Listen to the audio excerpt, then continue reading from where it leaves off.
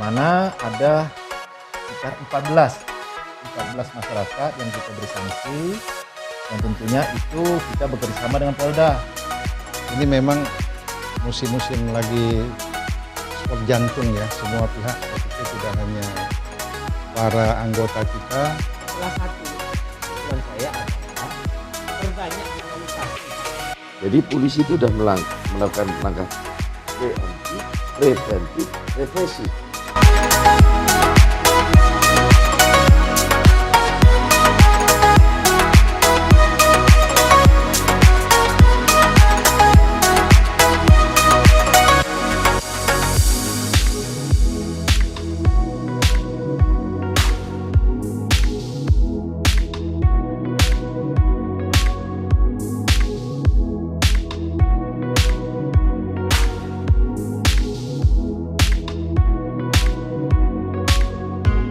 Apa kabar sahabat Insight Pontianak dimanapun Anda berada? Siang ini kita akan mendiskusikan tentang kebakaran hutan yang lahan yang saat ini kerap terjadi di wilayah Kalimantan Barat. Karena itu kami mengundang 4 narasumber. Nah, yang pertama adalah Bapak Edward Hanis. Beliau adalah Sekretaris Eksekutif Gabungan Pengusaha Sawit Indonesia. Yang Pak. Selamat siang, Mas Suri. Dan narasumber kedua kita adalah Bapak Suaib, Wakil Ketua Komisi 2 DPRD Kalimantan Barat. Dan narasumber ketiga adalah Kombes Suyanto. Beliau adalah Karo Ops Polda Kalbar. Pak. Selamat siang.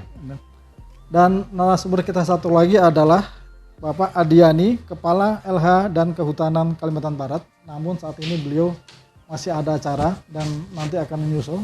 Kita akan mendiskusikan tentang bagaimana sih karhutla yang ada di Kalimantan Barat ini. Masalah ini terus terjadi setiap tahun dan kembali berulang. Ini seperti sesuatu yang seolah-olah tidak ada habis-habisnya.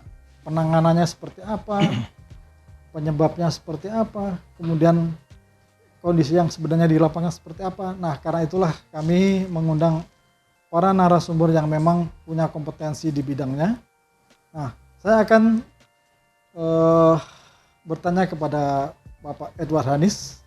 Ya, sebagaimana kita ketahui, setiap kali terjadi kebakaran hutan dan lahan, selalu yang menjadi tertuduh tanda kutip adalah pihak perusahaan misalnya. Nah, sebenarnya seperti apa, Pak? Apa kondisi karhutla ini sendiri sehingga kondisi itu kemudian sering terjadi, kemudian terus berulang dan selalu yang menjadi tertuduh adalah pihak perusahaan misalnya. Ya. Saya, Pak. Baik, ini memang musim-musim lagi sport jantung ya, semua pihak, saya pikir tidak hanya para anggota kita, para pelaku usaha di kelapa sawit, tetapi semua sektor akan setiap tahun ada waktu-waktu yang memang cukup tegang dan penuh konsentrasi, terutama dalam menghadapi musim-musim yang saat ini memang muncul secara ekstrim gitu ya.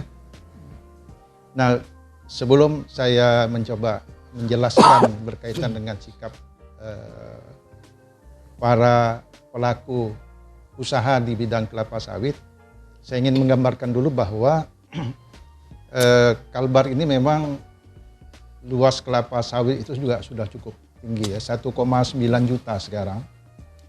Ya, kemudian rata-rata memang sudah memiliki protap lah dalam rangka pengendalian atau tata kelola sawit ini. Kemudian dari 1,9 juta itu sebetulnya yang dikelola masyarakat atau katakanlah sebagai petani mitra kita atau ada yang mandiri itu sekitar 500-an ribu. Jadi swasta dan perusahaan perkebunan negara itu kira-kira 1,2. 1,2, 1,4. Nah,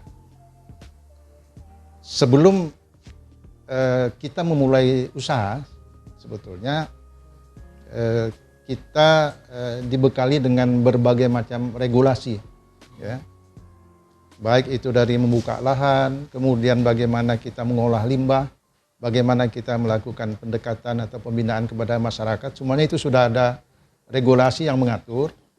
Ya, kemudian memang kalau kita lihat lagi bahwa ada peraturan atau Inpres ya, sejak tahun 2011 itu sebetulnya pengembangan sawit itu sudah tidak sudah diatur lagi, tidak boleh mengembangkan lagi, tidak boleh mengeluarkan izin gitu. Artinya ketika mulai 2011 sampai dan diperbarui lagi 2019 itu sudah tidak dibolehkan untuk pengembangan sawit. Artinya izin-izin baru tidak boleh. Nah, ketika kita kaitkan dengan Garuda sekarang, memang sebetulnya aktivitas membuka lahan sebetulnya sudah tidak begitu intens seperti dulu gitu ya. Nah, ini barangkali salah satu yang ingin saya gambarkan bahwa peluang untuk membuka lahan sekarang bagi para perusahaan-perusahaan perkebunan itu sudah tidak seperti dulu lagi, gencar. Apalagi sudah stagnan di 1,9 ya. Nah, kecuali memang lahan-lahan yang spot mandiri ini yang memang tetap aja ada di lapangan.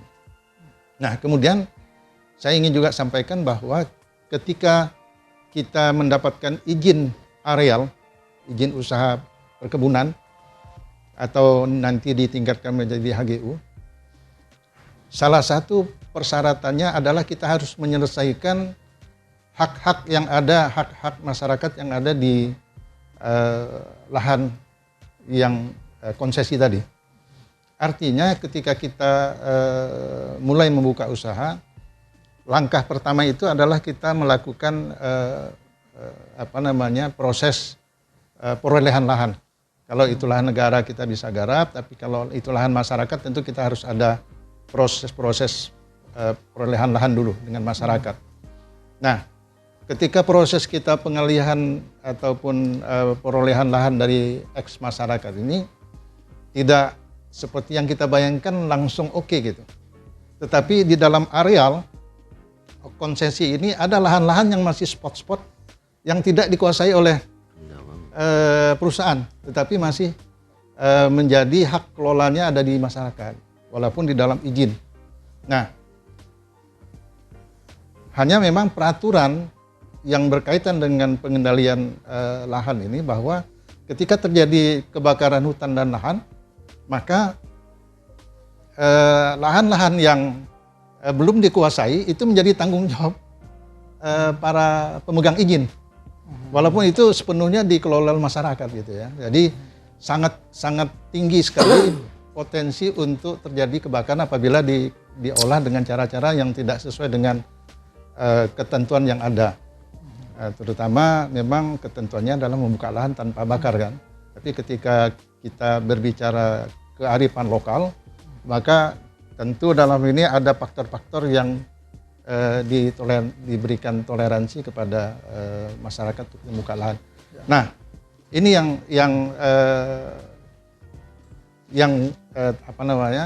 fenomena ini yang sering terjadi di lapangan, sehingga wajar-wajar sajalah kalau ketika ada informasi titik hotspot dan sebagainya ada di areal, memang harusnya ini harus di ground check dulu, diklarifikasi dulu apakah ini betul-betul lahan-lahan yang sudah dikuasai oleh perusahaan atau masih dikelola masyarakat gitu. Oke, nah, ini yang barangkali salah satu perlu ada titik temu, walaupun secara internal kita tetap melakukan pembinaan, memberikan warning dan segala macam terhadap lahan-lahan yang berpotensi untuk terjadinya kebakaran. Baik, Pak.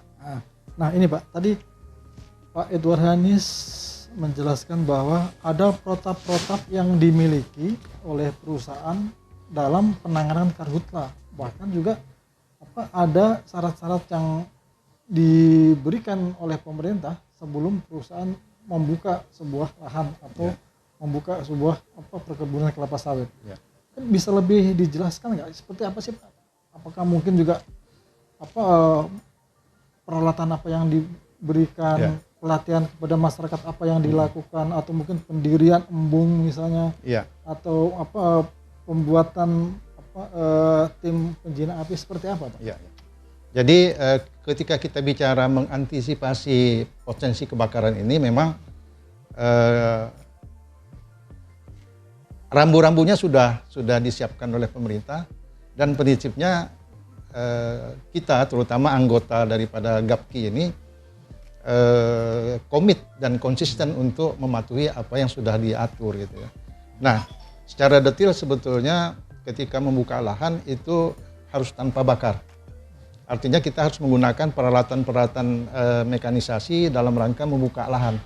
Jadi tidak hanya sekedar tebang, tetapi harus diranjang semuanya, dan tidak diharamkan lah untuk dibakar ya. Nah, tapi tidak hanya sampai di situ. Ketika kita bicara masalah sekarang ini, kita sudah pada posisi siaga, Pak. Kita sudah memberikan warning kepada seluruh anggota kita bahwa sekarang sudah saatnya kita bersiaga, waspada. Tingkatnya sudah ke sana. Nah, apa yang harus kita pastikan di dalam situasi seperti ini itu adalah, pertama kita harus memastikan semua peralatan yang disiapkan, peralatan mesin-mesin, peralatan untuk pemadam kebakaran kalau terjadi musibah kebakaran, ini harus dipastikan siap digunakan. Jadi harus dilakukan recheck dan kolaborasi dan segala macam ya, kalibrasi. Nah, kemudian tidak hanya peralatan, tetapi juga tim kita ada semua, itu ada regu-regu pemadam api. Nah, berikutnya adalah kita tetap harus melakukan ground check. Jadi patroli terhadap kebakaran ini harus sudah semakin tinggi Pak untuk mencegah itu. Terutama kepada masyarakat yang kita identifikasikan berpotensi untuk mengolah lahan tak terbakar gitu. Nah, tentu dalam hal ini kita bicara adalah lahan-lahan yang memang belum tertanam ya. Jadi kalau yang sudah jadi kebun tidak rasional kalau umpamanya ini diklaim untuk membakar kebunnya sendiri gitu. Jadi arah ke sana. Jadi tidak hanya peralatan tetapi juga regu-regu pemadam kebakaran kita standby-kan. Kemudian kegiatan berikutnya adalah melakukan patroli, memasang spanduk-spanduk ataupun tanda bahaya kebakaran, peringatan lah, amar untuk semua daerah-daerah strategis di dalam kawasan. Kemudian juga melakukan pembinaan. Nah, pembinaan yang kita lakukan sebetulnya yang terkait dengan ini adalah beberapa anggota kita sudah merintis melakukan pembinaan tidak hanya dalam rangka kebakaran Pak, tetapi untuk bagaimana melakukan pembinaannya dilakukan dalam membudayakan cara-cara bertani yang lebih aman dari potensi kebakaran. Nah, kita berikan di sini misalnya ada program desa peduli api, kemudian desa masyarakat tanggap kebakaran dan macam-macam, tetapi intinya adalah membina masyarakat ini supaya mengarah kepada bagaimana mereka tidak membiasakan diri dengan cara yang memang berpotensi membahayakan lingkungan. Oke Pak, baik. Ya, saya akan beralih ke Bung Sueb. Tadi Pak Edward Hanis sudah menjelaskan mengenai bahwa sebenarnya perusahaan itu sudah berupaya untuk melakukan pencegahan dan penanganan mengenai karhutla dengan berbagai macam program yang diberikan tidak hanya kepada penguatan di internal organisasi perusahaan itu sendiri, tapi juga kepada masyarakat dalam bentuk pemberdayaan masyarakat siaga api, masyarakat tanggap api dan segala macam tadi. Nah, menurut Bung Sueb misalnya, Anda sendiri melihat sejauh mana sih peran pemerintah saat ini sehingga karhutla itu seolah-olah penyakit menaun yang selalu terjadi? Gimana Anda melihat, apakah pemerintah sudah melakukan fungsinya dengan baik dalam melakukan pencegahan dan penanganan karhutla atau seperti apa? Ya, baik, terima kasih Bung. Karhutla ini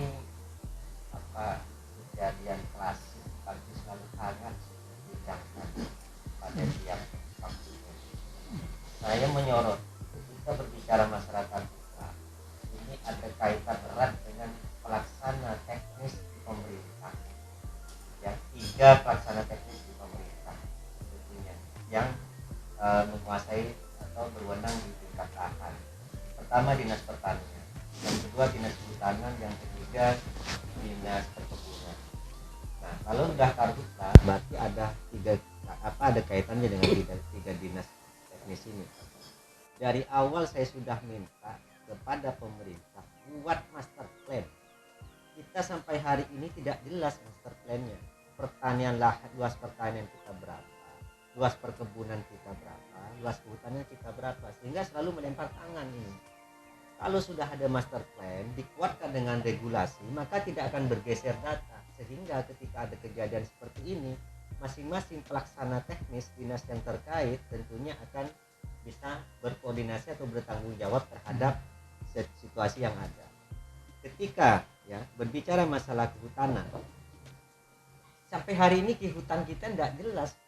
Kenapa? Karena tiap tahun ada pergeseran, ada perluasan konsesi lah dan yang lain-lain, sehingga ketika ada perluasan konsesi termakan juga lahan areal pertanian kita. Begitu juga perkebunan, sehingga setiap tahun antara data BPS dengan dinas dengan Kementerian Pertanian atau BPS dengan kehutanan itu selalu berbeda. Ada berkurang, malahan makin berkurang tiap tahun. Maksud saya ketika ada kejadian berulang-ulang seperti ini, alangkah tidak mawas dirinya kita selalu terjadi dan peristiwanya sama. Nah, saya usul kepada pemerintah memang buat master plan yang baik, ya master plan yang baik sehingga luasan masing-masing kewenangan dari perkebunan, pertanian dan kehutanan itu jelas. Itu satu. Yang kedua, terkait masalah penanganan dari pemerintah sampai hari ini saya lihat memang kurang maksimal. Pertama, untuk persiapan ke arah sana, untuk persiapan setiap peristiwa atau kejadian tahunan ini terjadi, kita hanya melihat beberapa himbauan atau beberapa seruan yang tidak didukung dengan alat-alat yang seharusnya dipakai oleh masyarakat, digunakan oleh masyarakat. Nah, kalau usul saya sebaiknya memang tiap tahun sebagai antisipasi.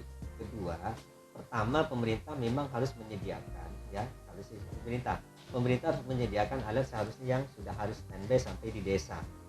Nah, saya beberapa waktu yang lalu turun di beberapa desa, salah satunya di desa Sungai Asam.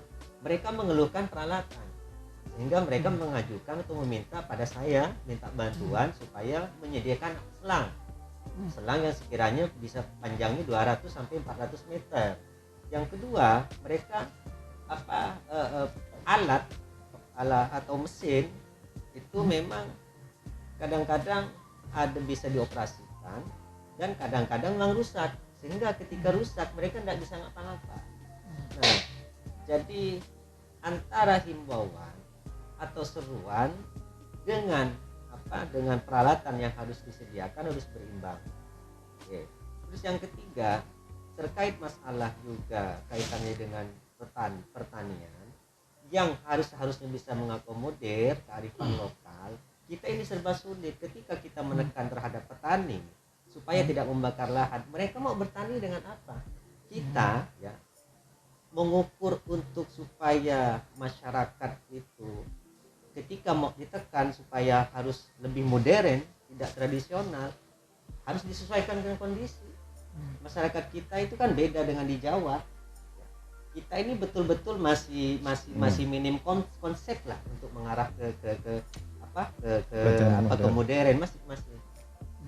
Satu sisi peran kita sebagai pemerintah juga salah satunya kurang mendorong ke arah sana mereka, sehingga selalu bercocok tanamnya itu, apalagi di kita juga banyak lahan ladang ya untuk di pertanian ya, nyangkul atau dengan alat-alat tradisional lah, sehingga kita butuh lahan itu mau tidak mau dibakar oleh mereka, dicampur dan tidak mungkin ya.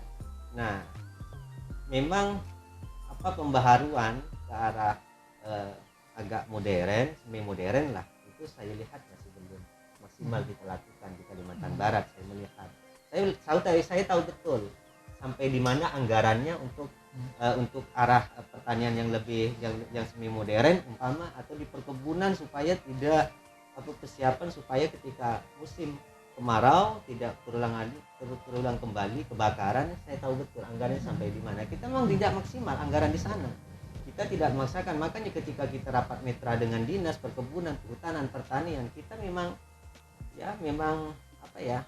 susah susah. Nah, satu sisi ini tiap tahun terjadi, selalu tiap tahun kita ribut masalah ini. Sebenarnya harus sudah diantisipasi. Usul konkret saya, pemerintah kerjasama dengan, kalau master plan sudah jadi, mana wilayah perkebunan yang sudah fix, itu harus tanggung jawab perkebunan dengan pihak konsesi ya. Usulan saya supaya pihak pemerintah berdiskusilah dengan pemilik konsesi ya, cari masalahnya untuk mengantisipasi. Salah satu usulan saya adalah perbanyak kanalisasi, selain memang alat-alat pemadam yang lain ya, perbanyak kanalisasi di wilayah konsesi. Tapi ketika pemerintah ada kemauan untuk berdiskusi dengan para pengusaha pemilik konsesi, saya yakin mereka mau ya. Kenapa ya? Karena memang ini tanggung jawab bersama, yakin saya mau. Nah, selain itu memang saya sepakat tadi dengan Pak Edward bahwa harus ada binaan di masing-masing perusahaan dengan pihak masyarakat kerjasama. Terlepas desa bebas api, desa ada apalah namanya, harus ada kerjasama. Kenapa? Karena kalau hanya pihak perusahaan yang menangani, saya yakin tidak bisa. Harus ada kerjasama dengan desa setempat, dan otomatis itu juga menjadi kegiatan rutinan kepada desa supaya juga bisa mengantisipasi. Dan tentunya ketika membentuk itu harus ada programnya dan harus ada anggarannya dari pihak perusahaan. Tadi Bung Sueb menyebut ada 3 institusi yang memang harus dikawal atau diperhatikan ketika ini kita bicara mengenai karhutla. Satu adalah pertanian, kedua adalah kehutanan, dan ketiga perkebunan. Nah, artinya seperti yang sudah dikemukakan tadi, nah 3 institusi itu saja sebenarnya tidak cukup. Misalnya pemerintah juga dalam hal ini juga harus bekerja sama dengan pemilik konsesi tadi. Nah, selain itu juga harus ada bina-binaan di desa. Nah, kalau Bung Sueb sendiri sebenarnya seperti apa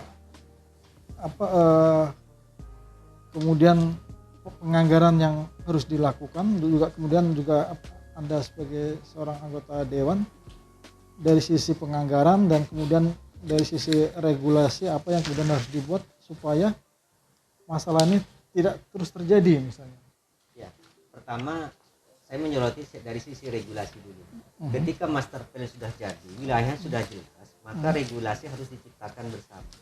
Harus duduk bareng antara perwakilan masyarakat, baik di pertanian, perusahaan pemilik konsesi, ya, terus dengan akademisi, dengan pemerintah itu sendiri, kita duduk bareng, berbicara masalah solusinya itu. Nah, ketika sudah duduk bareng, tentunya ada rembuk yang akan menjadikan solusi. Nah, jangan lupa, ini selama ini kita itu terutama teman-teman ketika sudah menggodok masalah peraturan daerah ya, atau inisiatif untuk pembentukan peraturan daerah, kawan ini kadang lupa tidak mengikutkan aparat penegak hukum menjadi peserta. Nah, ke depan saya coba akan buka lagi perda yang ada tentang terkait masalah perkebunan, kehutanan dan pertanian. Saya coba pelajari dulu dengan teman-teman di Komisi 2 supaya arahnya nanti jelas. Maka harus ada regulasi yang disesuaikan dengan situasi yang berkembang seperti ini. Dan saya akan gandeng teman-teman dari aparat hukum supaya duduk bareng bersama. Kenapa itu penting? Karena untuk masalah kesepakatan bersamanya ketika dimasukkan dalam perda dan realisasinya nanti supaya bisa bareng dengan teman-teman aparat. Termasuk pernah saya usul, ini di luar konteks ya. Saya bilang, mengapa pupuk itu banyak jujur saja sampai ke kelompok itu banyak tidak sampai 100%. Kenapa? Karena saya bilang, karena di perjalanan kita tidak melibatkan aparat hukum, sehingga aparat penegak hukum ya, sehingga kita kecolongan, banyak kecolongan di perjalanan. Makanya ke depannya saya sepakat ini butuh regulasi untuk pengaturan bersama, dan kalau memang pemerintah nantinya tidak mengusulkan, kami dari Komisi 2 akan membedah dan akan kami buat usulan perda inisiatif dari anggota DPR. Yang penting baik berkaitan dengan siapa yang tanggung jawab, pelaksanaannya bagaimana, terus konsekuensi hukumnya bagaimana ketika melanggar. Ini harus dituangkan dalam perda, makanya perlu melibatkan aparat hukum untuk berbicara langsung untuk pembuatan perda itu juga. Yang kedua, yang perlu konkret juga, sebenarnya masyarakat di bawah itu ketika membantu untuk memadamkan kebakaran ini, mereka tidak muluk-muluk, mereka ayo siapkan mesin, siapkan selang, terus ada juga dari pemerintah dan aparat juga turun sama-sama, ayo kita jalan mereka. Cuma selama ini kan mereka peralatan kurang, ya air jauh dari lokasi, ya akhirnya kan keluhannya mereka. Beberapa waktu lalu saya reses seperti di desa Kalibandung, mereka minta mesin sama selang. Di Sungai Asam juga peristiwa juga sama. Kenapa? Karena mereka memang tidak bisa apa-apa tanpa alat yang seperti itu. Nah tentunya provinsi, kabupaten dengan desa harus duduk bareng kerjasama untuk memikirkan juga masalah alokasi anggaran. Saya yakin kalau udah provinsi, kabupaten dengan desa duduk bareng berbicara masalah penanganan teknis di lapangan, selesai kok Pak. Ini selesai. Anggarannya kalau udah PT-PT ya sharing anggaran nggak besar. Ya apalagi desa kan juga punya dana desa. Jadi tidak cuman kita saja kurang serius ini menurut saya kita saja kurang serius sehingga penanganan ini tidak maksimal setiap tahun. Oke, baik Pak.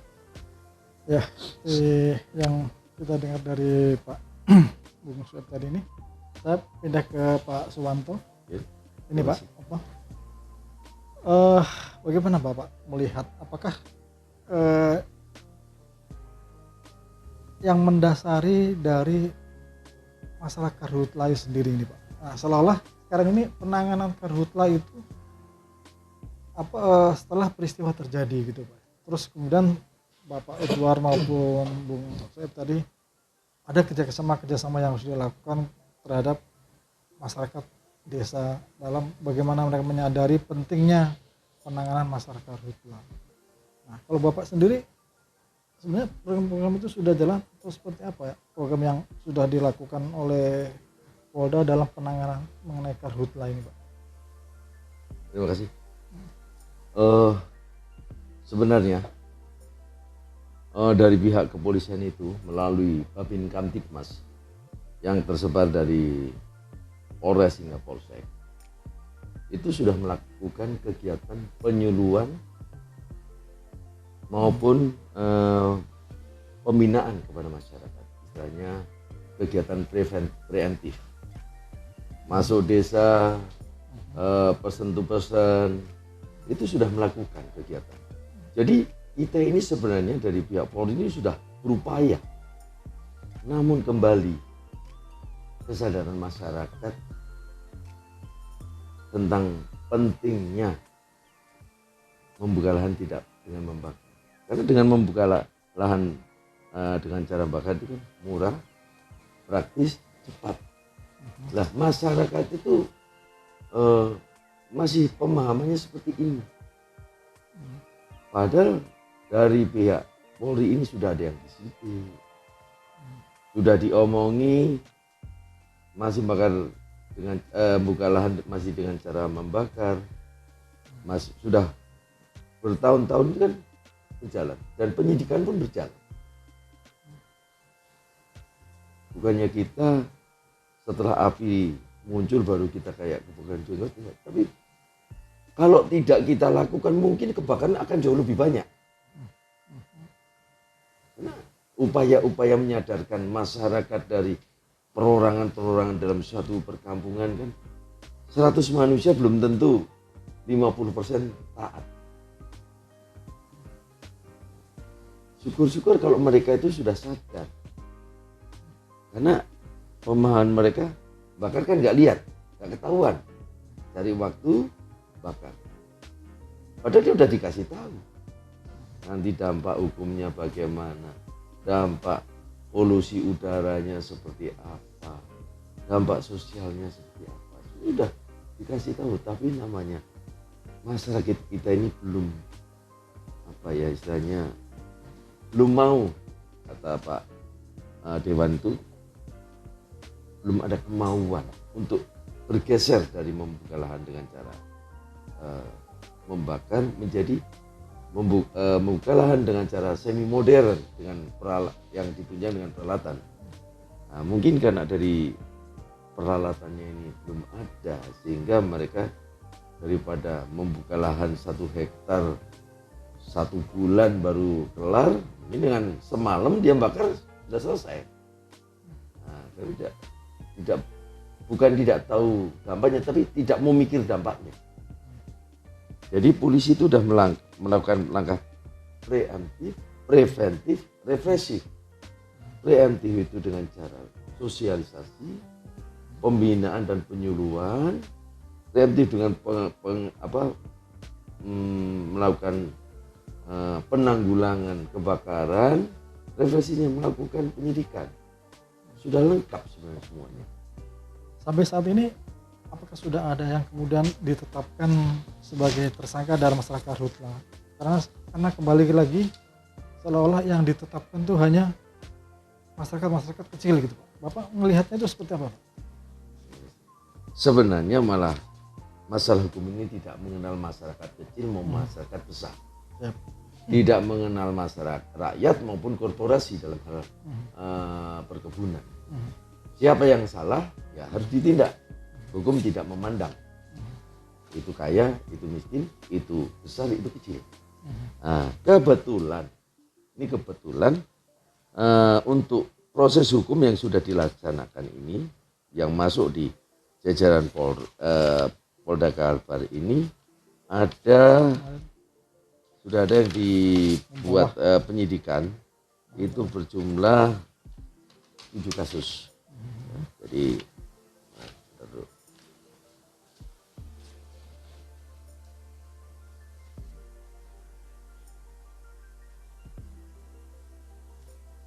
Jadi sudah ada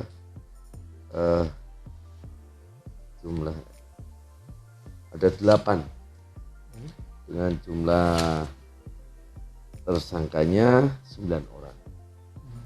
Ini mulai tahun 2021, mulai Januari.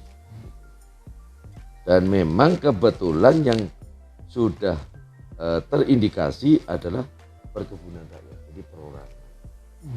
Sementara perkebunan masih dalam penyelidikan karena kita harus mengetahui dari mana sumbernya api ini. Jadi namanya masalah penyidikan ini kan harus olah TKP-nya harus matang. Jangan sampai orang yang tidak bersalah kita salah. Jadi perlu adanya pendalaman. Nah, kemudian ini Pak, dari statement yang sudah dikeluarkan, termasuk misalnya dari Pak Gubernur misalnya, maupun Pak Gubernur Sutarmiji misalnya, maupun dari Pak Wali Kota Edi Kamtono misalnya, bahwa pemerintah dalam hal ini harus tegas terhadap daftar yang kemudian kemarin diberikan itu,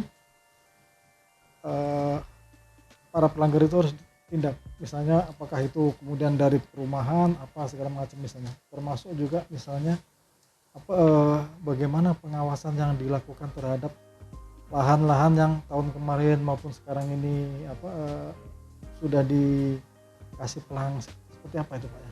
Ini, Pak. Oh, maksudnya yang sudah di polis land gitu. Saya kira kalau namanya permasalahan sudah masuk ranah pidana dan penyelesaian hukumnya sudah selesai, dalam arti kan kita kembali kepada pemiliknya. Jadi masalah kalau sudah diproses ya sudah, itu kewenangan dari pengadilan. Jadi mau diapakan oleh pengadilan itu urusan dari pengadilan, bukan dari kita. Kecuali masih dalam proses penyidikan.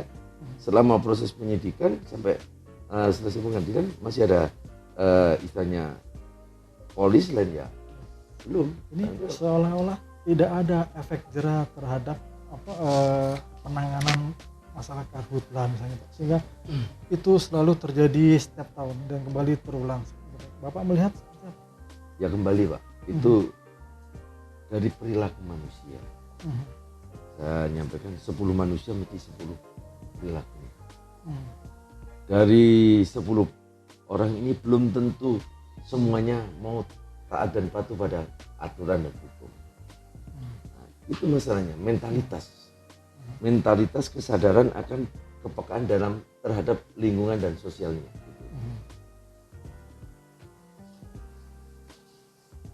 Baik Pak. Terima kasih. Oke, saya kembali ke Pak Edward Handis tadi Pak. Ya.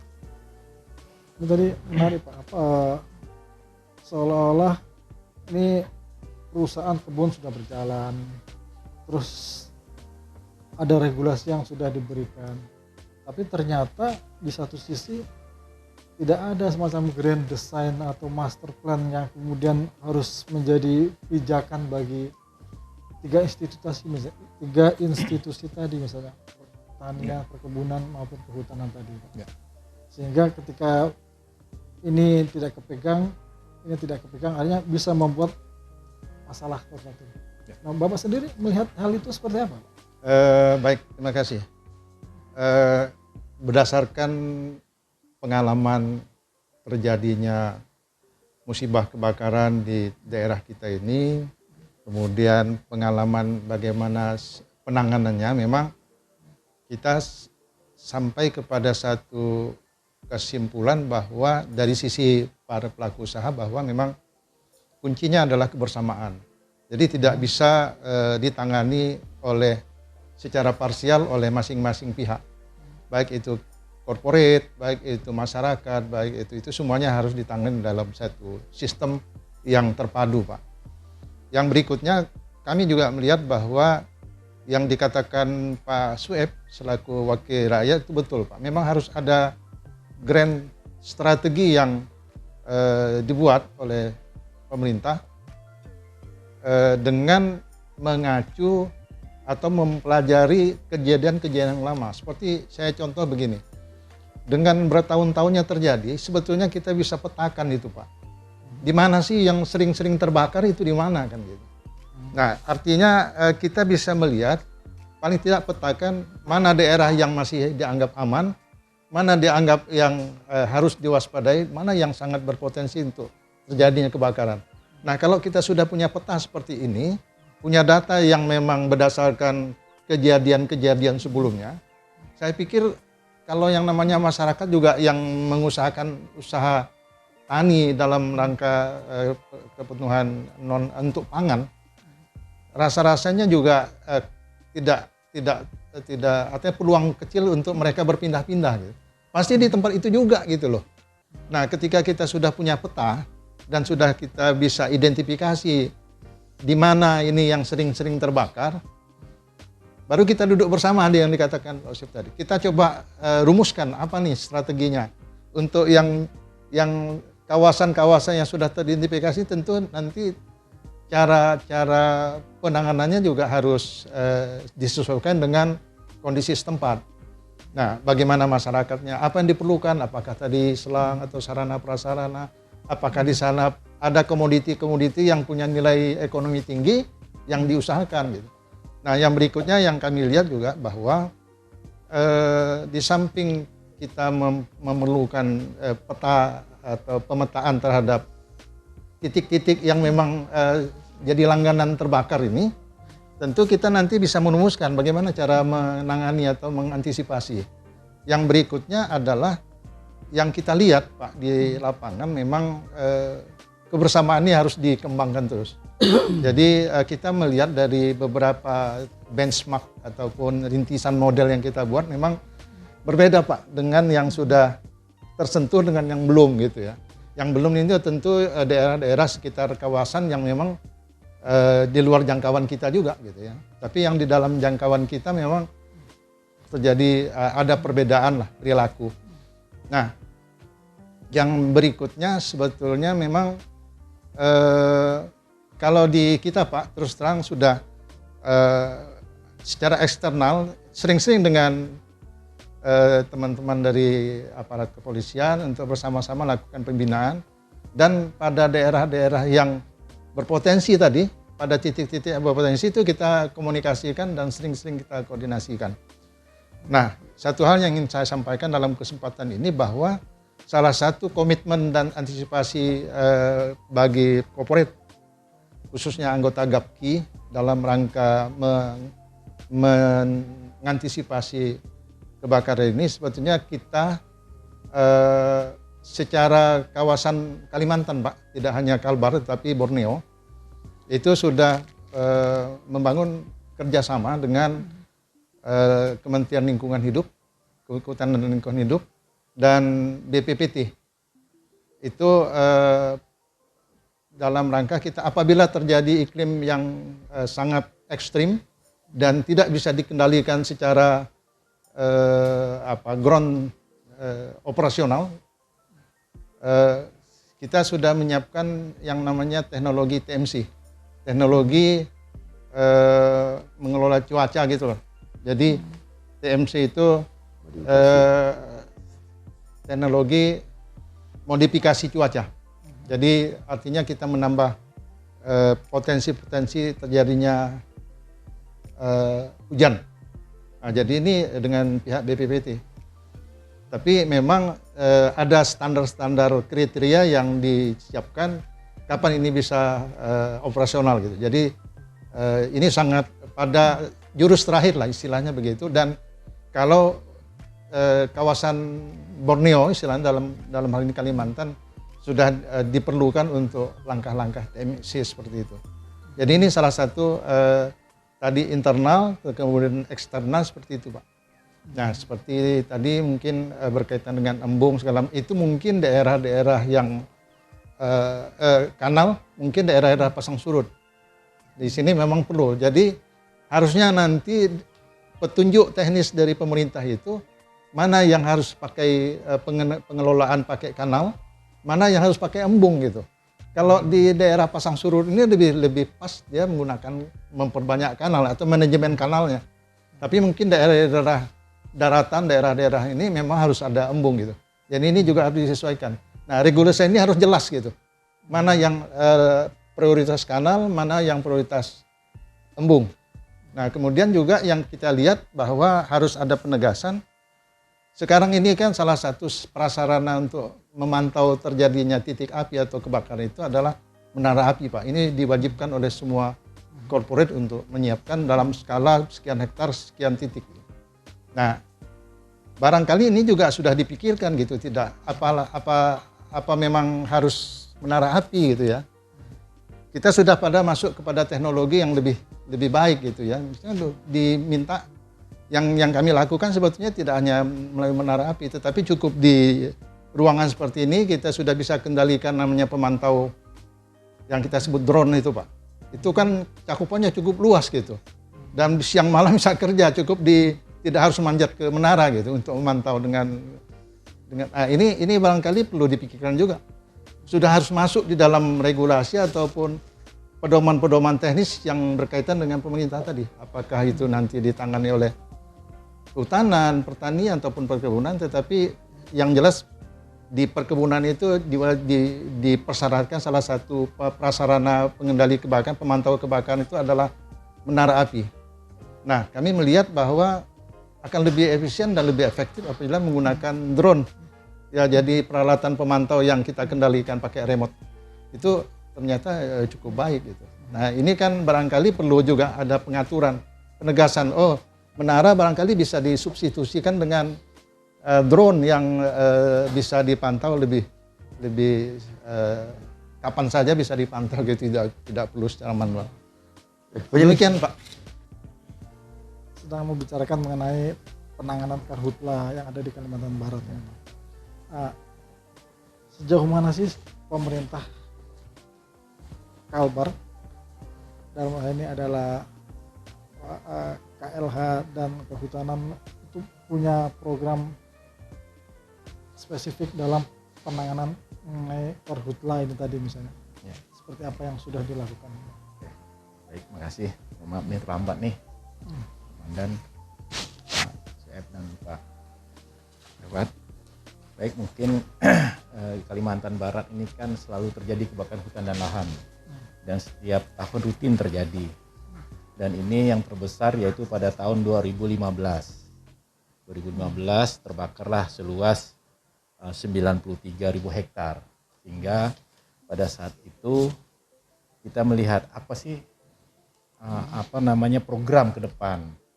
Nah, program ke depan kalau kita lihat karena terjadi kebakaran terus, kita overlaykan lah titik-titik api atau hotspot yang ada.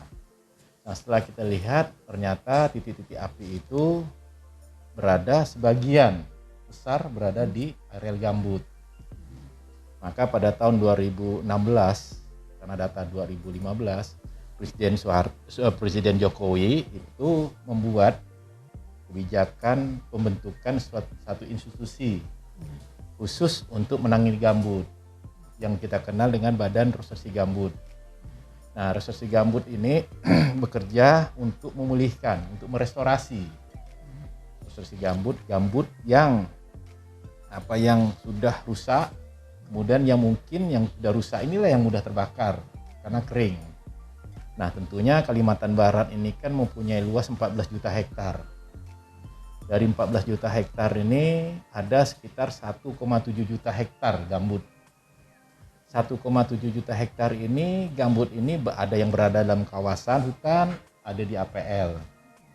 Nah, kemudian tentu ada di dalam konsesi, ada di luar konsesi. Nah, ini kita pilah-pilah, kemudian untuk memilah gambut itu maka gambut itu kita pisahkan dengan namanya gambut dalam dan gambut dangkal. Gambut dangkal inilah yang bisa dikelola oleh masyarakat. Nah, untuk membedakan gambut dalam dan gambut dangkal, maka dibilahlah gambut itu menjadi namanya KHG, Kesatuan Hidrologis Gambut. Nah, KHG ini di Kalimantan Barat dengan 1,7 juta hektar ini dibagi menjadi 124 KHG. Dari 124 KHG ini maka dipisahkanlah lagi dalam pengelolaannya yang akan dikelola bersama dalam program penanganan kebakaran ini itu dikerjakan oleh BRG yang mempunyai tugas pembantuan yang dibentuk oleh Presiden yang kerjanya hanya 5 tahun. Kemudian dalam masa 5 tahun itu dari 124 KHG untuk Kalimantan Barat bisa direstorasi hanya 17 KHG. Bayangkan dari 124 hanya 17 KHG. Kalau kita lihat 17 KHG berapa luasan? Ternyata dari 1,7 juta, ternyata gambut yang bisa direstorasi ini dengan masa 5 tahun ini hanya 149.000 saja. Sedikit sekali. Nah, ini tentunya difokuskan ke tempat daerah yang rawan kebakaran dan terbakar di tahun 2015. Nah, tentunya pada saat sekarang ini memang dilihat dari konteks kebakaran hutan dan lahan, dari luasan yang dikerjakan BRG, maka gambut-gambut yang terbakar ini di luar daripada yang dikerjakan. Nah, ini penanganan pertama ya. Nah, kedua, bagaimana penanganan yang harus kita lakukan terhadap terhadap areal, tapi sekarang terhadap pelaku. Nah, kepada pelaku ini kita bagi dua. Pertama, pelaku yang masyarakat. Yang kedua yaitu pelaku yang pemegang izin atau konsesi. Nah, untuk para pemegang para masyarakat ini, maka kita terbitkan Pergub nomor 103 di mana masyarakat itu boleh melakukan pembakaran dengan catatan. Misal tidak boleh lebih dari 2 hektar, harus ada lapor kepada perangkat desa. Kemudian dimulai dari mana membakarnya, tidak boleh lahan gambut. Nah, ini pun kita sudah sudah memberi sanksi pada tahun 2020 yang lalu nih terhadap masyarakat. Nah, dengan Pergub nomor 103 di mana ada sekitar 14 masyarakat yang kita beri sanksi, yang tentunya itu kita bekerjasama dengan Polda.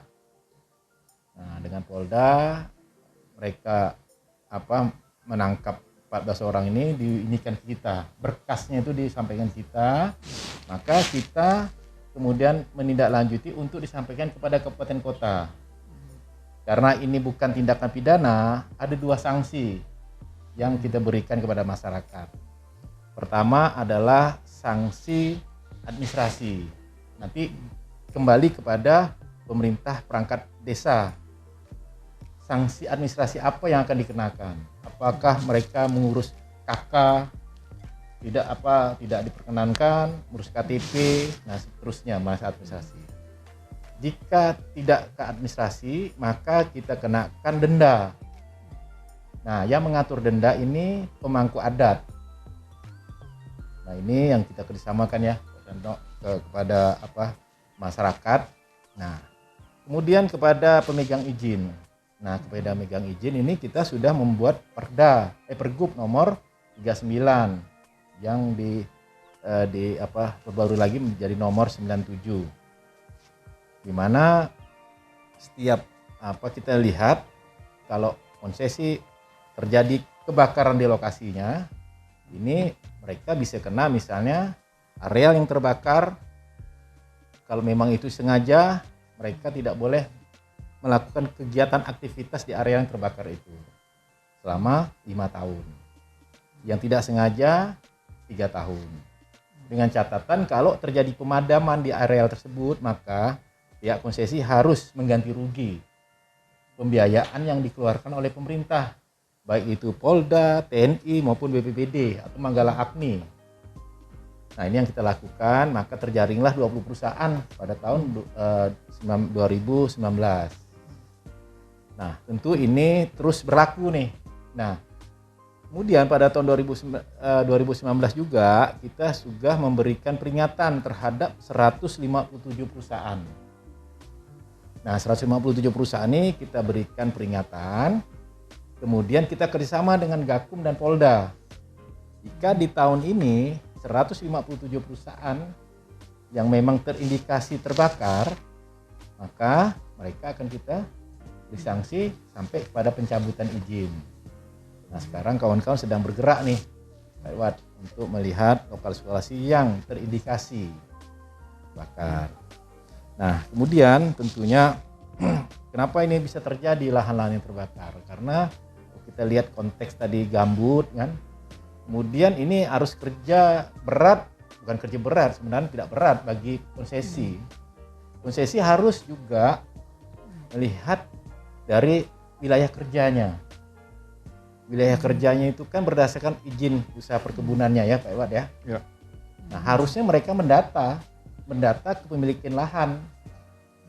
Nah, contoh saja, waktu saya berada di Dinas Perkim LH, saya bisa mendata rumah tidak layak huni, RTLH, rumah tidak layak huni, se-Kalimantan Barat, dengan by name by address. Bayangkan, rumah ini dengan koordinat yang jelas, siapa pemiliknya, koordinatnya di mana. Kenapa perusahaan perkebunan tidak bisa melakukan itu di areal wilayah kerja dia? Nah, bagaimana caranya? Untuk apa mendata? Tentunya untuk mendata ini untuk mengetahui kepemilikan lahan. Nah, jangan kita hanya pemerintah dibebankan untuk selalu melakukan pemadaman saja kalau tidak dibantu oleh pemegang konsesi. Makanya Pak Gubernur, Pak Kapolda, dan Pak Pangdam selalu pokoknya tidak ada ampun. Walaupun terindikasi masyarakat misalnya yang membakar, kami tidak pernah tahu itu masyarakat kalau itu di dalam konsesi perusahaan. Nah, untuk itulah maka kenapa harus didata. Bagaimana mendatanya? Bisa dilihat dari desa pemilikan lahan. Untuk apa? Nanti di desa kan bisa lihat, oh pemilik lahan si A, si B, si C. Di KTP-nya bisa kita lihat lagi. Oh, ini pegawai negeri. Oh, ini TNI, ini polisi. Ini petani. Nah, kalau petani dia punya lahan, berarti ini prioritas pertama yang harus dipantau oleh pihak konsesi. Nah, sehingga bisa terjagalah wilayah kerja mereka. Jadi ini ya untuk awal diskusi kita pada sore hari ini. Kemudian mungkin saya tambahkan lagi nih. Nah, ada satu lagi kewajiban pemegang izin ini yang berdasarkan tadi pergub ya, berdasarkan perda. Kita punya perda nomor 6 tahun 2018 tentang pengelolaan usaha berbasis lahan berkelanjutan. Di mana setiap pemegang izin itu kita wajibkan untuk menyisihkan arealnya 7% untuk konservasi. Kenapa harus kita ada di dalam perda itu seperti itu? Karena selalu kita berpolemik dengan konsensi. Oh, ini lahan masyarakat. Ternyata kita cek lahan yang mungkin tidak efektif tanam buat perusahaan perkebunan sawit. Nah, kalau tidak efektif tanam, cobalah lahan itu dijadikan lahan konservasi. Nah, oh, inilah masyarakat. Kalau lahan itu adalah lahan masyarakat di dalam konsesi dan itu bisa dijadikan lahan konservasi, maka kita berkolaborasi di situ. Untuk apa? Nah, area konservasi itu untuk dikembangkan peningkatan pendapat masyarakat. Bagaimana caranya? Kita cari solusi di lahan konservasi itu. Apakah untuk lahan pertanian, apakah untuk hasil hutan bukan kayunya, untuk madu misalnya, atau untuk jasa lingkungan, untuk wisata, banyak kebijakan yang bisa dilakukan. Siapa yang bisa melihat itu? Nah, kita kolaborasi namanya antara pemerintah daerah sampai tingkat desa, perguruan tinggi, dan teman-teman NGO. Nah, itu kita pikirkan sama-sama. Dan alhamdulillah ini efektif. Ada beberapa perusahaan yang sudah kita lakukan kerjasama seperti itu. Nah, mungkin itu mengefektifkan dan apa yang kita lakukan di Kalbar sudah maksimal. Dan tadi juga mohon maaf ini agak terlambat karena mendampingi Pak Gubernur. Ada diskusi, ada dialog dengan Badan Penanggulangan Bencana. Dan hari ini kita sudah diberi satu heli. Untuk siapa nih, Pak Syanto? Untuk kita kita inikanlah untuk melakukan ya. Baik, mungkin itu. Ya, baik Pak. Makasih Pak Adiani. Menurut Bapak sendiri, apakah kemudian perda-perda terus kemudian pergub tadi sudah dijalankan dengan efektif? Karena ternyata juga niatan-niatan baik tadi kemudian kalau kemudian tidak diimbangi dengan pengawasan di lapangan, yang terjadi akhirnya saling tunjuk. Ini yang membakar adalah masyarakat, ini yang kemudian membakar adalah perkebunan. Ya.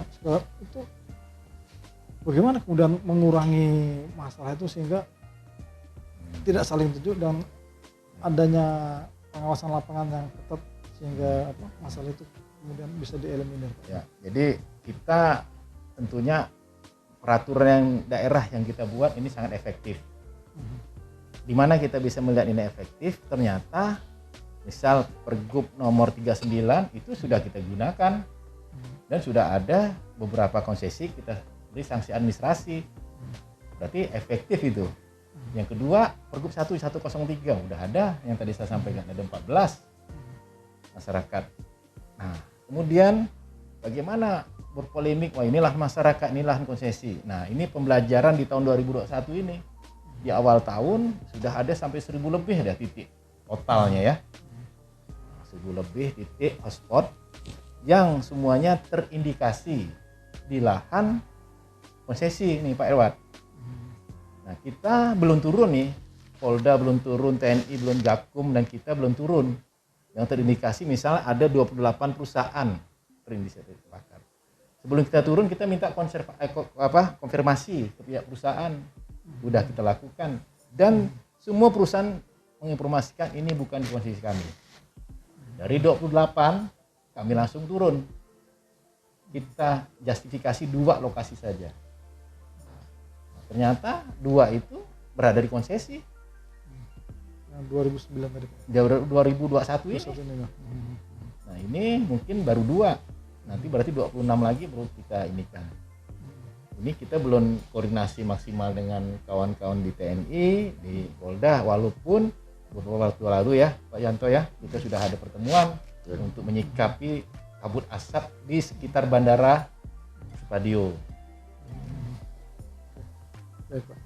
Nah, seperti apa kata Pak Adiani tadi, Pak, ternyata ada perusahaan-perusahaan yang kemudian juga dianggap masih melakukan atau mungkin terjadi kebakaran di areanya gitu, Pak. Ya. Nah, sebagai organisasi Ya. GAPKI sendiri sebenarnya tindakan apa yang kemudian harus dilakukan terhadap anggota-anggota yang Ya. melakukan kesalahan ini, Pak? Baik, jadi yang pertama bahwa dari awal kita kemukakan sebagai satu wadah asosiasi bagi para pelaku usaha perkebunan atau pemegang izin. Yang pertama adalah kita tetap komit dan konsisten terhadap peraturan yang sudah dibuat oleh pemerintah. Itu dulu. Kemudian dalam kerangka itu sebagai wadah organisasi kita juga memberikan warning. Beberapa informasi kalau dari pemerintah memberikan warning baik dari Pergub, kemudian ada surat menyurat dari Kepala Dinas juga peringatan terhadap cuaca yang ekstrim. Kita memfollow up seperti itu. Kita berikan warning kepada semua anggota bagaimana menyikapi ini dengan tadi memastikan kesiapan yang sudah ada di internal, peralatan, tenaga sumber daya manusia dan segala macam. Juga bagaimana kita memetakan potensi yang kebakaran ini, titik-titik yang berpotensi untuk terjadinya kebakaran. Nah, dengan demikian maka ketika ada bias ataupun pelanggaran terhadap ini, kita juga ikut mendukung, Pak. Artinya silakan diproses secara hukum gitu.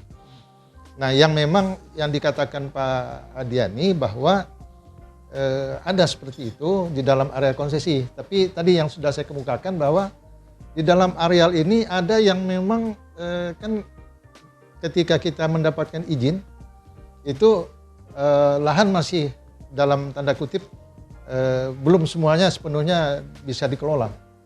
Kalau itu lahan masyarakat maka harus ada negosiasi dulu, ada kesepakatan dulu ini mau bisa dikelola dilepas untuk untuk corporate atau dikelola sendiri. Nah, ketika ini belum ada titik temu, mereka punya kewenangan, punya hak untuk mengelola lahannya sendiri. Nah, ketika ada terjadi kebakaran di lahan-lahan yang memang di luar kontrol perusahaan, walaupun di dalam area konsesi, itu menjadi tanggung jawab kita. Ketentuan hukumnya seperti itu. Nah, ini yang barangkali salah satu yang kita coba adalah ketika kita petakan dan ada terbakar, ada kejadian yang berpotensi muka lahan dan segala macam, ini kita cepat lapor ke aparat ini, Pak. Supaya bersama-sama, jadi bukan pembiaran jadinya, kita paling tidak sampai pada posisi pembiaran gitu. Nah, tentu ini sudah ada proses-proses dokumentasi yang ini. Kalau itu menjadi satu terindikasi ataupun pada saat pemeriksaan merupakan pembiaran atau kelalaian, barangkali ini sudah menjadi ranahnya sudah ranah hukum, Pak. Karena kita juga sudah memberikan peringatan gitu. Jadi tidak ada masalah, silakan saja kalaupun memang itu. Kalaupun memang ketentuan sesuai dengan peraturannya harus dicabut dan segala macam, saya pikir sebagai pihak yang memang sudah komit dan konsisten terhadap peraturan, kenapa tidak gitu loh. Kita tidak akan menutup-nutupi dan tidak akan membela, Pak. Kecuali memang ada hal-hal yang ternyata di lapangan dalam prosesnya tidak sesuai dengan ketentuan. Itu yang pertama. Yang kedua, saya juga ingin merespon yang berkaitan dengan lahan konservasi yang sudah diatur dalam Perda atau Pergub, Pak ya? Perda. Yang 7% itu ya. Nah, Perda. ini barangkali juga menjadi multi persepsi, Pak, di lapangan bahwa ketika areal sudah tertanam secara penuh, kemudian izin yang tidak digunakan dikembalikan ke, ini kan ada pemerintah juga mengarahkan mana lahanmu, izinmu katakanlah 5.000 hektar.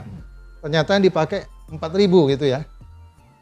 1000-nya segera kembalikan aja gitu kepada pemerintah. Artinya hak untuk mengelola atau mengendalikan kembali kepada pemerintah menjadi 4.000. Sehingga multi persepsinya adalah yang kembalikan ini apakah termasuk yang sudah dikonservasi atau yang di dalam yang sudah dikelola secara penuh. Kalau dipenuh semuanya kan berarti udah lahan sawit semua, Pak. Sudah tidak ada lagi lahan. Tidak ada lagi lahan untuk konservasi. Itu yang pertama. Yang kedua, tinjauan kita juga kemarin bahwa ketika lahan itu dikonservasi ini harus ada penegasan. Katakanlah tadi di areal yang spot-spot, Pak. Mungkin dalam 5.000 secara spot-spot yang tidak bisa ditanami karena secara teknik budidaya memang tidak dimungkinkan gitu. Tapi spot dia tidak dalam, sehingga tentu sulit untuk dikembalikan ke pemerintah juga kan karena spot dikelilingi oleh kebun gitu ya. Nah, kalaupun dikembalikan tentu nanti bagaimana menghandlenya gitu kan, harus ada aturan sendiri juga menyangkut ini. Kemudian tinjauan kita juga bahwa ketika kita membiarkan atau melakukan konservasi terhadap 7% ini, dari sudut pandang pemberi izin HGU, bahwa ketika kita tidak mengelola area yang sudah diberikan, itu disebut terlantar, Pak. Nah, jadi ini barangkali juga perlu ada penegasan dari pemerintah. Kalau di satu sisi dikonservasi, tentu ada cara-cara atau panduan untuk melakukan pengelolaan lahan ini. Karena kalau tidak, sudut pandang BPN ini instansi lain mengatakan lahan terlantar dan harus dikembalikan juga kan gitu. Jadi ini barangkali memang perlu ada semacam koordinasi lebih baik lagi sehingga ada multi tafsir di lapangan ini tidak terjadi sehingga memudahkan kita lah untuk beroperasi di lapangan. Barangkali gitu, Pak. Baik, Pak. Iya, tadi saya agak lupa misalnya ingin mengkonfirmasi ke Pak Adiani ya misalnya. Tadi ada statement dari Bung Sueb bahwa salah satu yang juga menjadi penyebab kebakaran ini adalah adanya ketidakjelasan antara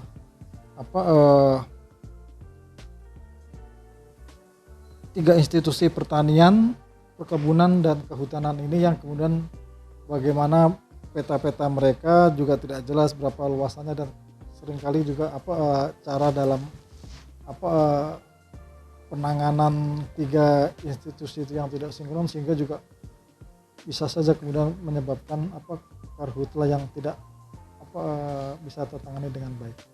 Nah, menurut Pak Adiani sendiri sebenarnya apa yang harus dilakukan dalam rangka untuk membuat master plan yang ada di Kalimantan Barat ini menjadi lebih baik, terutama dalam tiga hal tadi misalnya untuk mengurangi karhutla itu sendiri misalnya. Oke, baik. Pertama saya akan menambahkan apa yang disampaikan oleh Pak Edward tadi berkenaan dengan lahan konsesi yang memang sudah tertanam semua dan tidak ada sisa lahan ataupun sisa lahan tidak bisa dimanfaatkan dikembalikan kepada masyarakat. Nah, saya ambil contoh ini Pak Edward. Berkenaan dengan pergub kami, perda kami, ada salah satu perusahaan di Ketapang yang mereka punya lahan sudah tidak ada lagi lahan untuk dikonservasi. Maka mereka bikin kerjasama dengan kami. Bagaimana caranya? Yaitu mereka menyiapkan dana CSR-nya. Dana CSR bukan untuk dilakukan untuk kesiapan dari air konservasi di area tersebut. Bayangkan mereka perusahaan sawit berada di Ketapang, tapi dana CSR-nya untuk konservasi diberikan di Kabupaten Kaposo. Ini ada terjadi dan sudah kami lihat ada 5 lokasi yang kita sandingkan dengan namanya program pemerintah bidang perhutanan sosial. Nah, perhutanan sosial ada hutan desa, hutan adat, hutan kemitraan, hutan tanaman rakyat. Nah, ini mereka membentuk hutan desa. Nah, dananya dipindahkan ke sana, Pak. Nah, ini bisa dilakukan. Nah, mungkin inilah nanti ke depannya, tolong nanti Gapki menyampaikan ini kepada anggotanya. Dan tentunya ini jadi pertanyaan kita nih semua. Karena terbentuknya GAPKI ini, tidak semua perusahaan kebun sawit di Kalbar ini anggota GAPKI. Betul. Yang menjadi pertanyaan kita di sini, perusahaan-perusahaan yang tidak masuk anggota GAPKI ini kenapa? Mungkin itu yang kita fokuskan. Ya. Mungkin itu yang mungkin selalu menjadi persoalan buat kita semua, buat GAPKI, buat Ya. TNI, buat Polri kan. Betul. Nah itu aja saya tanggapi. Yang kedua, kami di pertanian, perkebunan dan LH. Kami ditambah lagi sebenarnya Badan Penanggulangan Bencana. Kami 4 institusi. Ini kami udah kerja bersama-sama nih. Dimulai dengan awal kebijakan gubernur kita yang baru ini.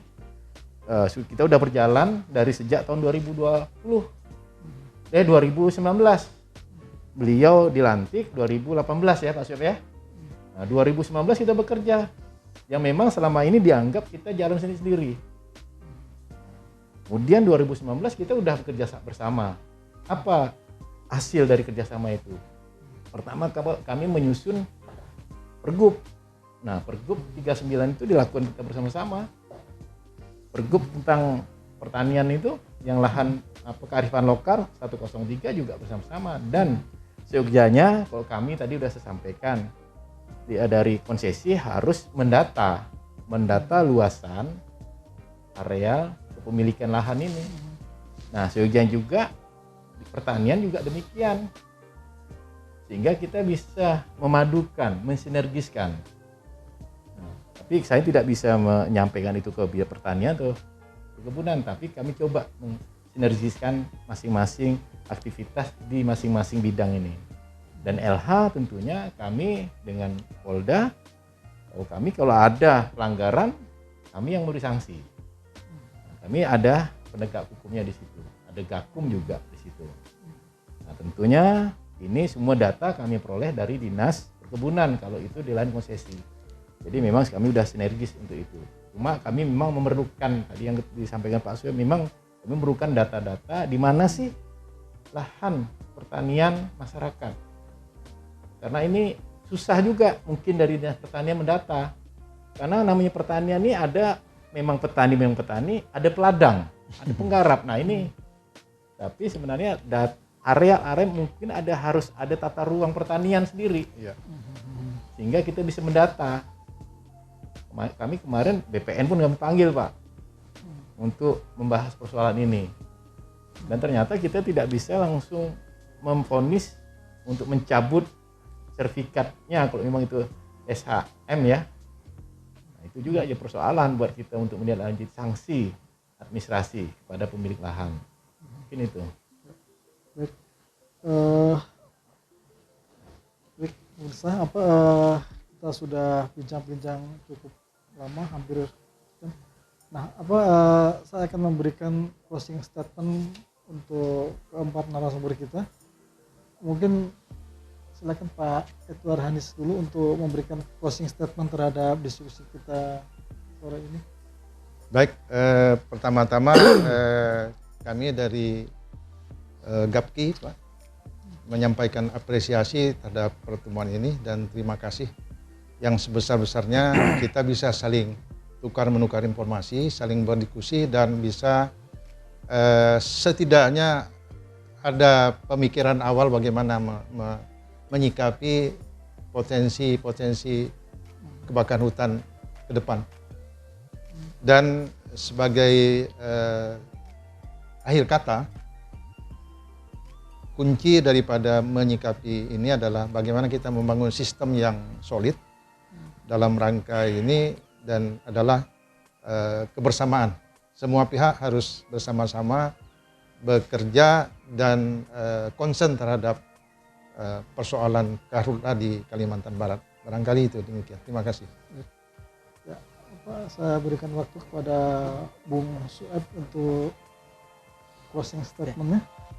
Ada 4 hal yang bisa saya sampaikan, bahwasannya dari hampir 2 juta lahan konsesi itu yang termanfaatkan atau dimanfaatkan oleh pemilik konsesi itu tidak sampai 1 juta.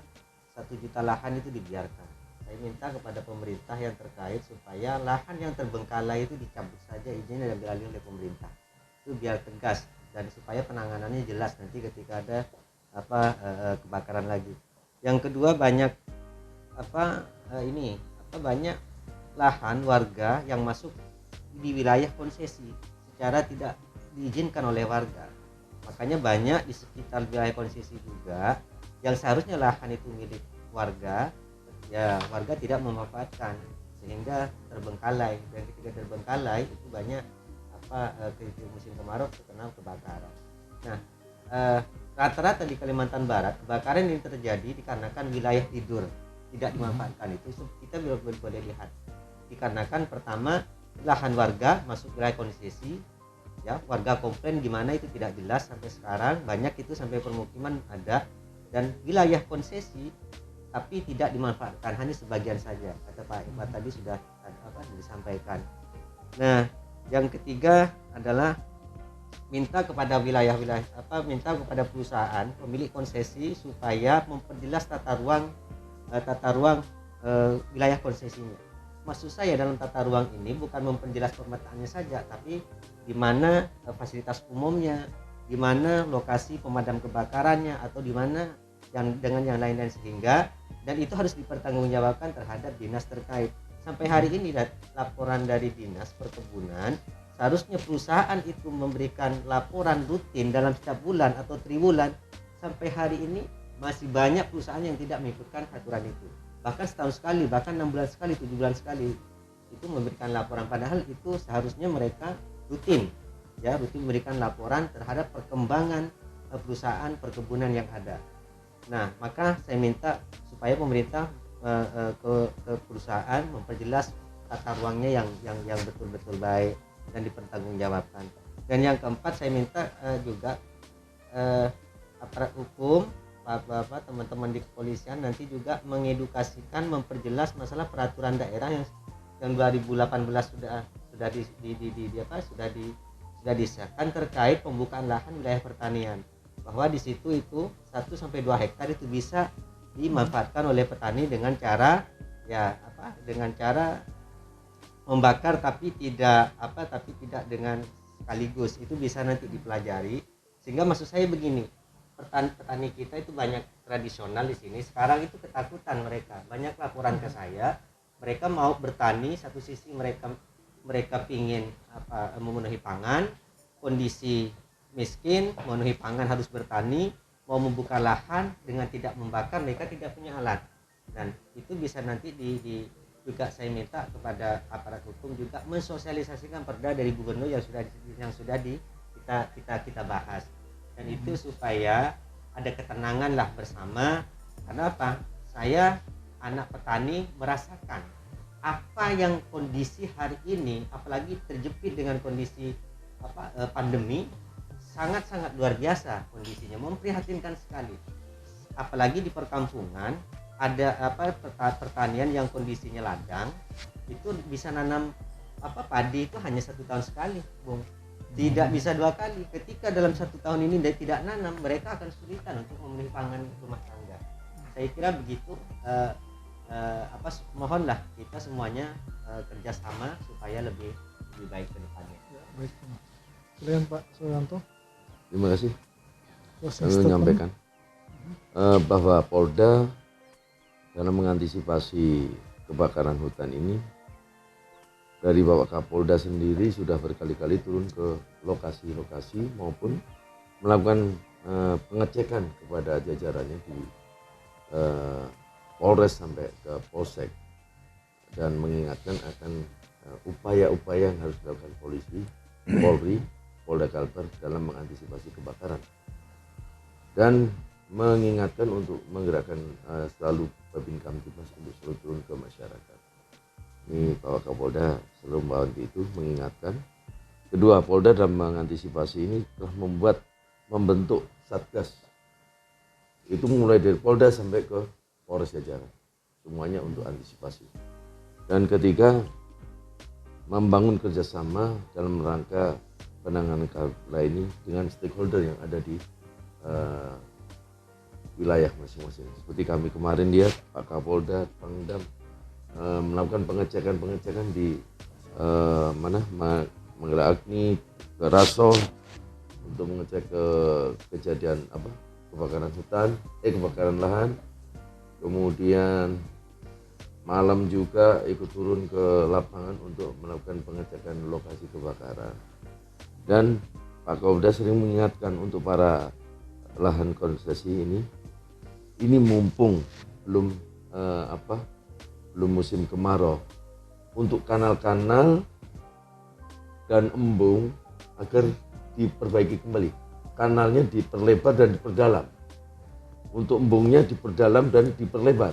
Mengingat kejadian-kejadian yang kita lihat di lapangan langsung. Kemarin itu hambatannya adalah air. Karena walaupun gambut sudah ada kanal, namun kanalnya kedalamannya tanggung, itu air nggak ada. Sekali sedot habis. Tapi mungkin ada pendalaman lagi untuk Pak Kapti ya, supaya diingatkan kepada pemilik-pemilik konsesi ini untuk ditata ulang lagi di dalam, dan embungnya saya lihat masih banyak embung-embung yang hanya formalitas. Tadi saran lagi untuk Kapti, mungkin kalau pengoperasian drone itu kalau malam kan agak ini, mungkin CCTV. Jadi menara api itu dilengkapi dengan CCTV. Kalau menara apinya kayak gitu kan kasihan yang tukang jaga. Masuk angin tak ketinggian 20 meter itu mesti Belum lagi nyamuk ya. Ketiga, dari Polda sudah berkali-kali melakukan kegiatan rapat koordinasi stakeholder yang terkait, baik di Polda maupun di Hotel Merkul kemarin. Pak Kapolda menginisiasi untuk mengingatkan bahwa karhutla ini masalah bersama, bukan masalah TNI Polri dan menggelar aktivitas relawan, tapi seluruh lapisan masyarakat dan stakeholder yang terkait. Jadi kita mengingat itu. Kemudian untuk masyarakat ya, tadi Pak Dewan masalah pembukaan lahan 2 hektar ya, tapi harus dipilah-pilah lahan yang mana.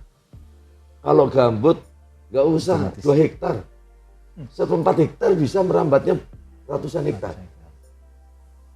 Nah, mungkin harus ada penjelasan kepada masyarakat. Mohon maaf Pak Dewan, kalau gambut menurut saya sangat rentan akan terjadinya kebakaran. Kalau tanah mineral mungkin nggak terlalu bermasalah, dengan sekat dan dijaga, harus ada izin, diketahui desa, RT, RW desa, dan dijaga serta ada petugas keamanan di situ. Nah ini yang terjadi, bakar asal bakar karena tadi kurang pahamnya 2 hektar. Bahwa RT ini kriterianya apa aja. Nah ini mungkin bisa dijelaskan lagi sehingga tadi Pak tidak ada ketakutan lagi. Kalau mau mekanisme membakar mungkin dengan cara ini. Terus kedua kriteria tanahnya tanah mineral atau tanah gambut. Mungkin perlu dijelaskan masyarakat sehingga tidak ada istilahnya bakar ditangkap. Nah, ini apa-apa polisi nanti apa-apa ada regulasi polisi yang kambing hitamnya gitu loh. Nah, kita padahal itu kurang jelasnya atau mungkin kurang pahamnya dari masyarakatnya. Ketiga, kita menghimbau kepada stakeholder yang berkompeten untuk mengingatkan perlunya menurut saya pembukaan lahan dari Pak Dewan setahun sekali. Tapi alangkah indahnya, alangkah baiknya kalau pola pembakaran itu dialihkan menjadi dari tradisional semi modern. Nah, mungkin ini solusi yang harus diberikan masukan kepada pemerintah. Dari tradisional yang awalnya bakar mungkin perlu dirubah. Sudah era teknologi kok masih pakai jadul-jadul. Saya kira itu aja. Terima kasih. Silakan Pak Aryani. Terima kasih. Ini statement terakhir ya. Mungkin tadi udah saya sampaikan juga. Saya sekarang tidak beralih kepada kebakaran karena tentunya penanganan kebakaran hutan dan lahan ini tanggung jawab kita bersama, masalah kita bersama. Ayo kita sama-sama. Bukan ini hanya tanggung jawab pemerintah saja, bukan Polri, bukan TNI, bukan pihak perkebunan, tapi semua lapisan masyarakat. Ayo Kalau terjadi kebakaran, kita coba bagaimana hal ini tidak terjadi. Yang kedua, jangan lupa akibat dari kebakaran ini adalah asap. Akibat ada asap itu berdampak kepada kesehatan. Indeks standar pencemaran udara. Nah, tentu sekarang kita berpijaku dengan masalah COVID, ditambah lagi sekarang masalah asap. Nah, asap ini kalau dalam kurun waktu tertentu terakumulasi itu akan menyebabkan ISPA. Nah, oleh karena itu saya ingatkan kembali, jaga kesehatan kita, kemudian pakai masker, dan alhamdulillah semua kita udah pakai masker. Nah, dalam keadaan seperti ini tentunya kita bersama-sama manfaatkanlah masker yang ada. Mungkin itu tambah dari saya. Terima kasih. Baik, terima kasih. Demikianlah pemirsa Insight Pontianak dimanapun Anda berada. Kita sudah berbincang dengan 4 narasumber kita mengenai karhutla. Jadi pada intinya adalah karhutla ini adalah masalah kita bersama, bagaimana masyarakat, pemerintah, dan juga perusahaan punya kepedulian yang sama, punya sikap yang sama dalam menangani masalah ini. Sehingga kedepannya kita berharap dengan adanya kerjasama yang baik, dengan adanya kesadaran yang baik kepada masyarakat dan semua stakeholder itu, masalah ini tidak terjadi lagi. Demikianlah pemirsa, kita sudahi diskusi kita sore ini. Terima kasih.